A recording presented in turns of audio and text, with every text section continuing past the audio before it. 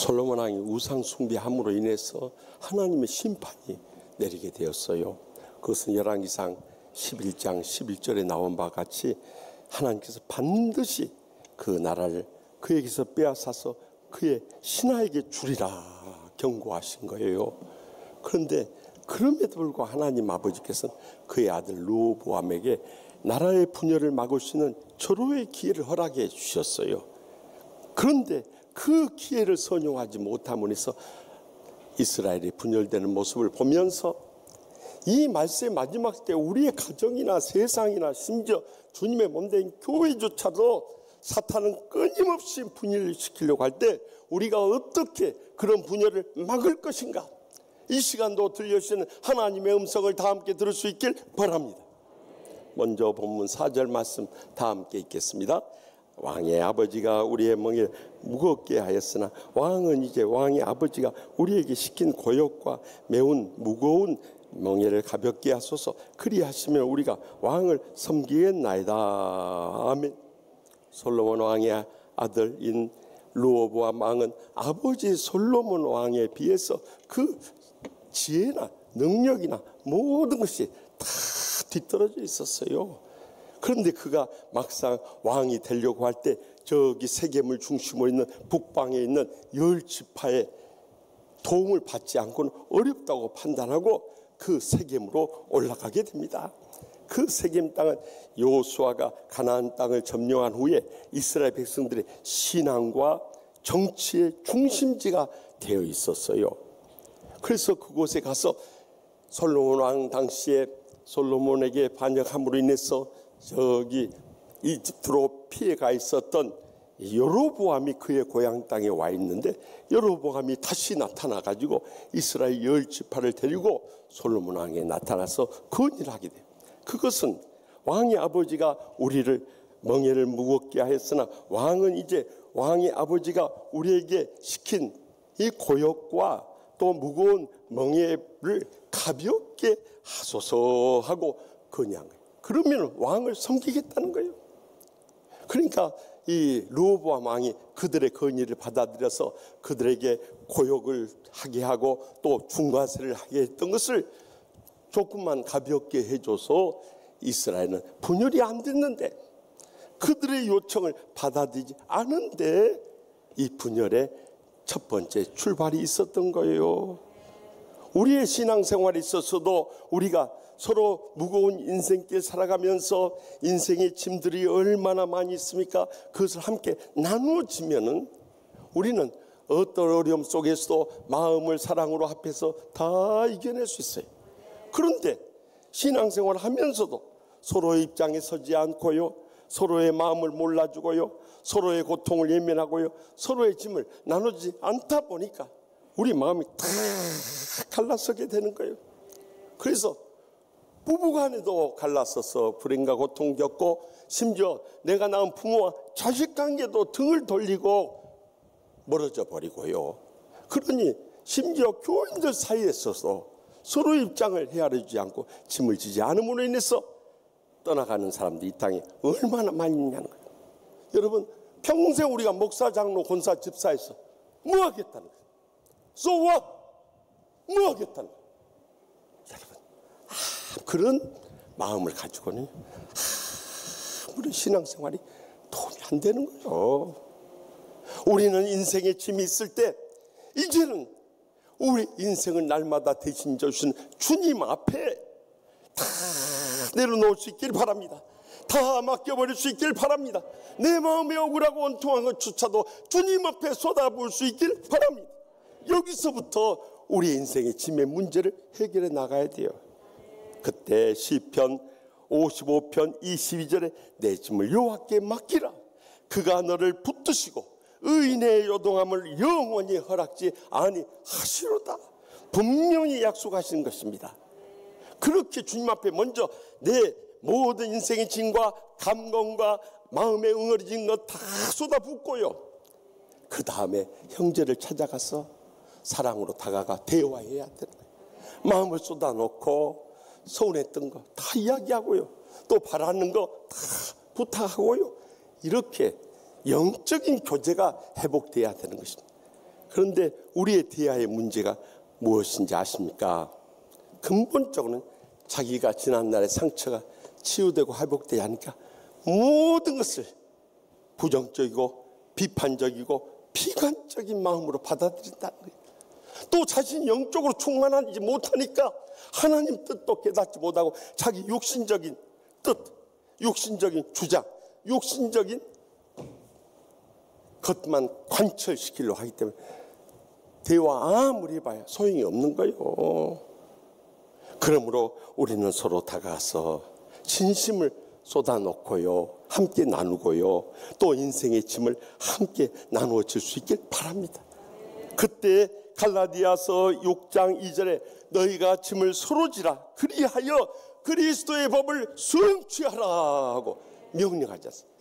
우리가 사랑으로 서로의 짐을 나누시면 주님의 사랑을 온전히 이루게 되고 주님의 뜻을 이루게 되고 주님의 복이 임하게 되고 주님의 영광이 드러나게 되는 것입니다. 이제 우리의 남은 생에 얼마나 살지 우리는 아무도 모르지만 조그만 예수님의 사랑으로라도 서로의 짐을 나눠질 때, 그때 우리는 비로소 십자가의 그 받은 사랑을 함께 나눌 수가 있고 어떤 고난도 함께 이겨낼 수가 있고 어떤 우리 사이를 갈라놓는 분열조차도 능히 막아내게 될 줄 확실히 믿으시기 바랍니다. 계속해서 본문 7절 말씀 다 같이 읽겠습니다. 대답하여 이르되 왕이 만일 왕이 오늘 이 백성을 섬기는 자가 되어 그들을 섬기고 좋은 말로 대답하여 이르시면 그들이 영원히 왕의 종이 되리다 하나.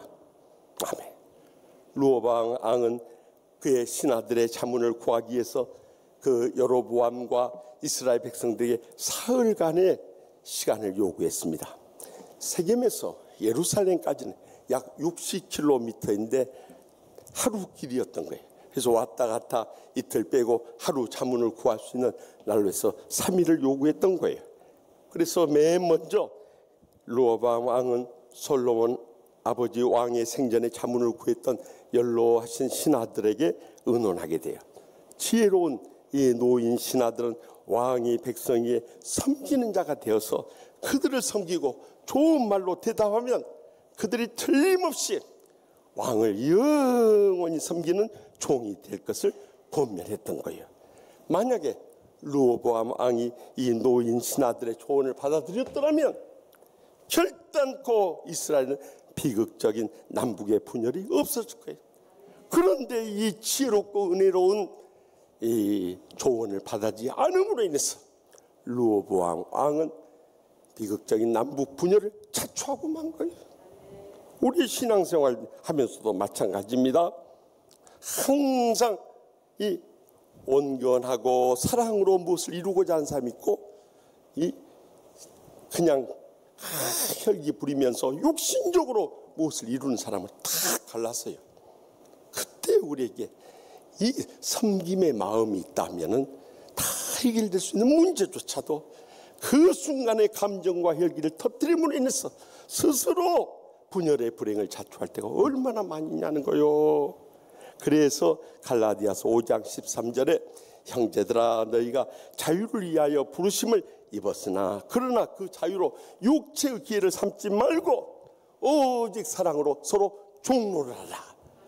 명령하지 않습니까? 우리가 은혜 받고 축복받고 행복을 하게 목사, 장로, 권사, 집사 되었으면 그것으로 내 뜻 이루려고 하지 마세요. 내 주장 앞세우려고 하지 마세요. 내 조직의 힘을 쓰려고 하지 마세요. 오히려 이것을 합해가지고 어떻게 하면 복음을 전해서 영혼을 살리고 어떻게 하면 상처 있고 고통당한 사람 치유하고 어떻게 하면 주님의 제자로 헌신해서 합심합력할 것인가. 여기에 우리의 신앙생활은 모든 포커스를 맞춰야 되는 것입니다. 그렇게 사랑으로 종로를 할 때 주님께서는 우리를 계속 복을 주시고 계속 귀하게 쓰시고 계속 크게 영광도 주시는 것입니다. 사랑의 종로를 하는 섬김의 삶이 아름답고 복된 일인 거예요. 그뿐만 아니라 우리가 사랑의 종로를 못한다 할지라도 말 한마디라도 따뜻하게 하면서 좋은 말 하는 것은 빼놓지 말아야 할 선행인 거예요. 여러분들 말하는 것이 뭐 힘든 것이 아니고 돈 쓰는 것도 아니고 백 쓰는 것도 아니에요. 그냥 내가 그리스도의 사랑을 가지고 말 한마디 따뜻하게 해줄 때 정말 우리의 사랑이 필요한 사람들 얼마나 위로되고 힘이 되고 그들과 함께 복을 나누게 되겠느냐는 거예요. 그래서 에베소서 4장 2절에 3절에 4장 29절에 무릇 더러운 말은 너희 입 밖에도 내지 말고 오직 덕을 세우는데 소용되는 대로 선한 말을 하여 듣는 자에게 은혜를 끼치도록 하라고 명령하신 거예요. 그렇기 때문에 이제는 더 이상 상처로 인해서 나오는 이 부정적인 말, 비판적인 말, 비관적인 말은 자기에게도 은혜 안 되고 다른 사람들 은혜가 안 되는 거예요. 더더욱 남에 대해서 시기하고 질투하는 말, 이 비방하고 험담하는 말, 또 상처 주고 시험에 빠뜨린 말, 이것은 사탄이 역사하는 더러운 말인 거예요. 절대 입 밖에도 내지 말아야 돼. 차라리 침묵하는 것이 자신이 복된 거예요. 오히려 우리는 주님의 덕을 세우는 데 소용이 되는 대로 사랑하는 말, 위로하는 말, 격려하는 말, 칭찬하는 말, 서로에게 힘이 되는 말만 나눌 수 있길 바랍니다. 그러면 성령님께서 역사하시고 응답하셔서 우리 모든 듣는 사람에게 은혜가 차고 넘치게 되는 것입니다. 그런 사람들이 결국에는 이 역사 가운데 복을 누리며 귀하게 쓰임받으며 크게 영광 돌리더라 이거예요. 마지막으로 본문 11절 말씀 다 같이 읽겠습니다. 내 아버지께서 너에게 무거운 멍에를 매게 하였으나 이제 나는 너희의 멍에를 더욱 무겁게 할지라. 내 아버지는 채찍으로 너희를 징계하였으나 나는 전갈 채찍으로 너희를 징계하리라 하소서. 아멘. 르호보암 왕이 처음 그 노인 신하들의 사랑의 권면을 잘 받아들였다면 이스라엘은 결코 분열되지 않습니다. 그런데 이때 르호보암 왕이 41살이었는데 자기 또래 청년들, 이 이스라엘에서는 40살 정도 갖고는 청년이요. 그래서 청년 신하들에게 자문을 구하니까 이 청년 신하들이 왕의 새끼 손가락이 네 아버지의 허리보다 굵으니 아버지가 무거운 멍에 지어줬던 것보다 더 무거운 멍에 지어주고 아버지가 채찍으로 그들을 징계했다면 이제는 독침을 가지고 있는 정갈 채찍으로 그들을 징벌하라고 말하소서. 더 강경책을 내세우게 돼. 이 르호보암 왕이 영적 분별력이 없으니까 결국 강경한 사람들 말을 따라가 버려. 결과적으로 이 이스라엘의 평온했던 세상이 이 남왕국 이 유다 베냐민 지파와 북왕국 10개 북방 지파로 완전히 분열하는 이 분열의 아픔을 겪어야만 했던 거예요. 지난주에도 보도된 기사 여러분들도 보셨겠습니다만 파주에 있는 군인 아파트에서 육군 상사의 전 남편이 이 자녀 면접 교섭일에 이 자녀를 보여주기 위해서 갓난 어린아이를 데리고 온 아내 30대 아내를 그냥 감금하고 성폭행하고 그리고 구타하고 그래서 그 아이를 잠깐 보는 사이에 이러다 죽겠다는 죽음의 공포 가운데서 이 아내가 문을 열고 뛰쳐나가니까 현관까지 쫓아가서 머리채 끌어안고 끌고 오니까 아내가 비명을 지르니까 이웃 주민들이 다 나와서 만류를 하고 경찰에 신고한 사이에 집에 들어갔어. 흉기를 가져왔어. 아내를 인정사정 없이 찔러댄 거야. 그래 결국 이 신장이 파열되고 수술을 4번이나 해서 목숨을 가까스로 건졌다고 하지 않습니까? 여러분 자기의 감정 주체하지 못하고 폭력 썼을 때 그 남은 결과가 어떻게 되냐. 자기는 구속되고 처벌받고 불명을 제대하고 앞길 다 막아버립니다.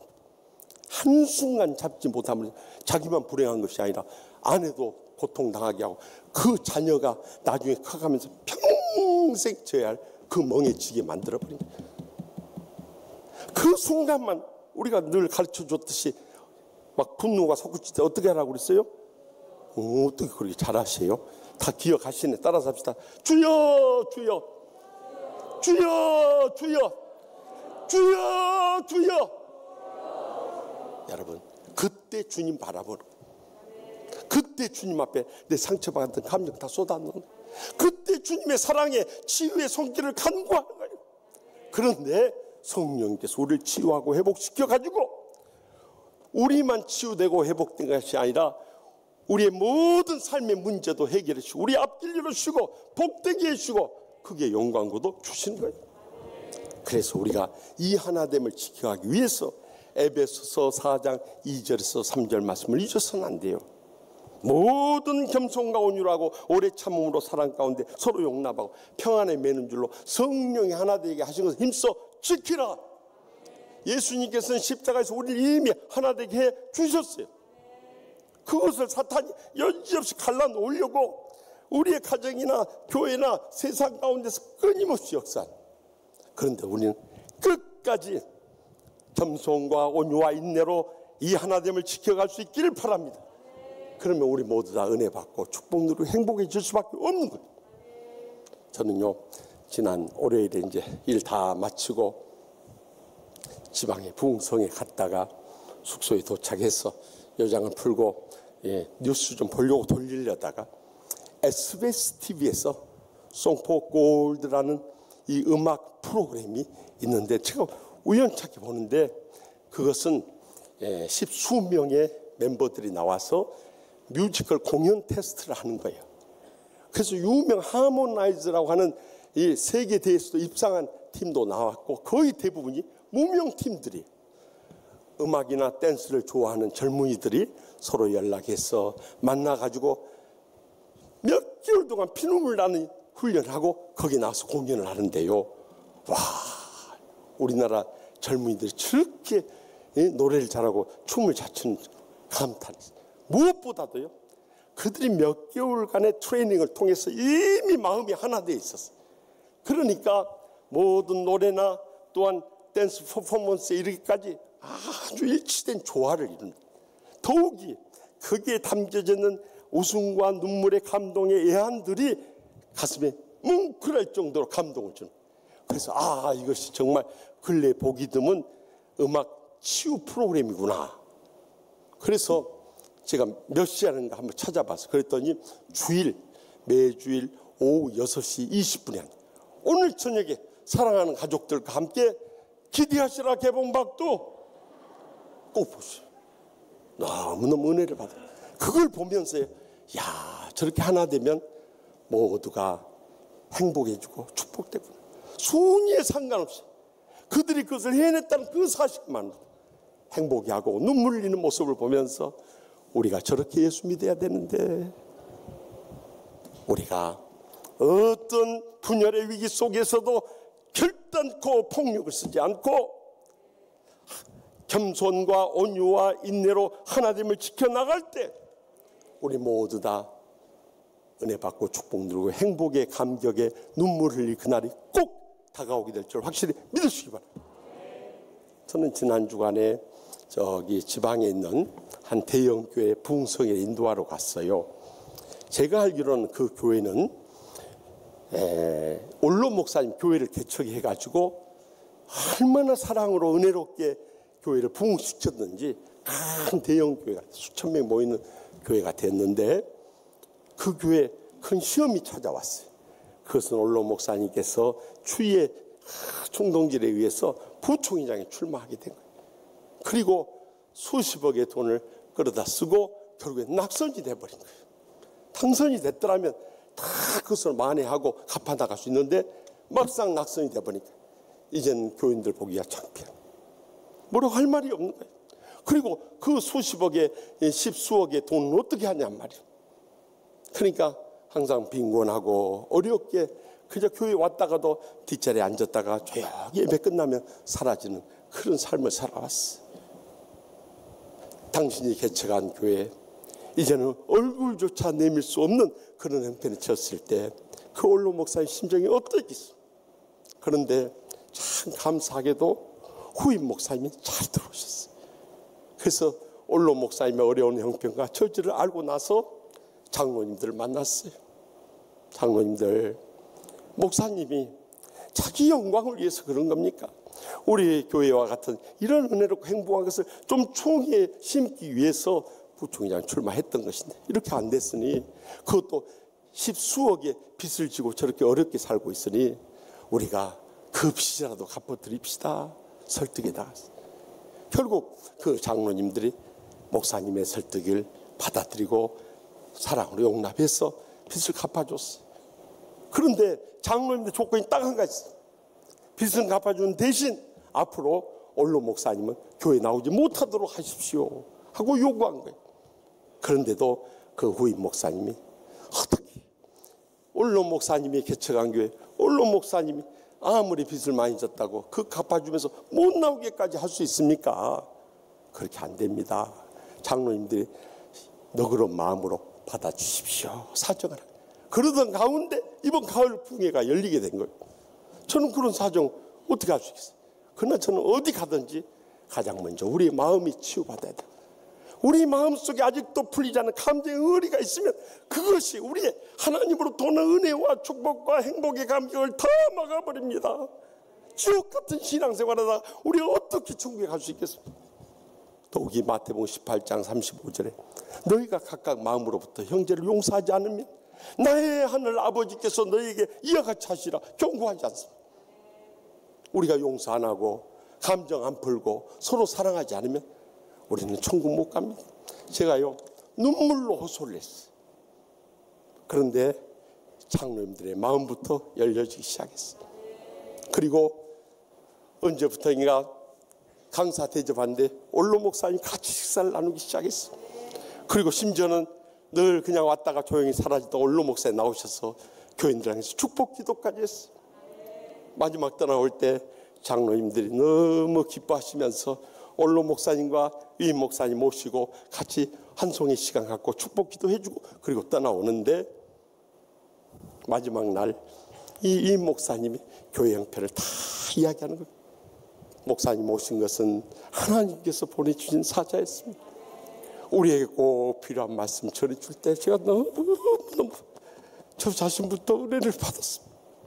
아마 우리 원로 목사님이 큰 위로를 받았을 것입니다. 또 우리 장로님들이 마음문을 열어주심으로 해서 우리 장로님들이 더 존경스럽습니다. 그리고 온 교인들이 너무너무 좋아합니다. 목사님 이번 성회는 하나님께서 예비한 성회였습니다. 제가 그날 집회를 마치고 밤 기차로 올라오면서 비록 육신은 피곤했지만 하나님 앞에 기도하는데 감사의 눈물이 쏟아지는 거예요. 하나님 아버지, 마른 막대기만도 못하고 써가는 채 구더기만도 못한 제 만 인생을 보내주셔서 한 교회의 그 아픔을 치유해주시고 회복시켜주시고 다시 총같이 행복한 교회로 이끌어주시니 감사합니다. 그러면서 제 마음속에 이것이 저의 사명이고 우리 치유하는 교회 사명이구나 뜨겁게 느끼지 않을 수 없었어요. 사랑하는 성도 여러분, 우리가 예수 믿는다는 게 뭡니까? 아무리 믿음의 은혜 받, 아무리 삶의 축복 많이 누렸, 마음은 이 상처로 인해서 병들고 진정한 평안이 없고 행복이 없다면 그것은 예수 잘못 믿는 거예요. 그것은 지옥 가는 수순을 밟고 있는 사탄이 기뻐하는 삶을 살고 있는 거예요. 그러나 어떤 불행과 고통을 앙지다는 원수라 할지라도 서로의 짐을 함께 나눠주고요. 섬김과 좋은 말만 하고요. 어떤 폭력도 물리치고 하나님을 지켜나갈 때 우리의 남은 여생이 복되게 쓰임받을 뿐만 자손들까지 다 잘 돼서 하나님 나라 위해서 귀하게 쓰임받으면 주님께 큰 영광 돌리게 될 줄 확실히 믿습니다.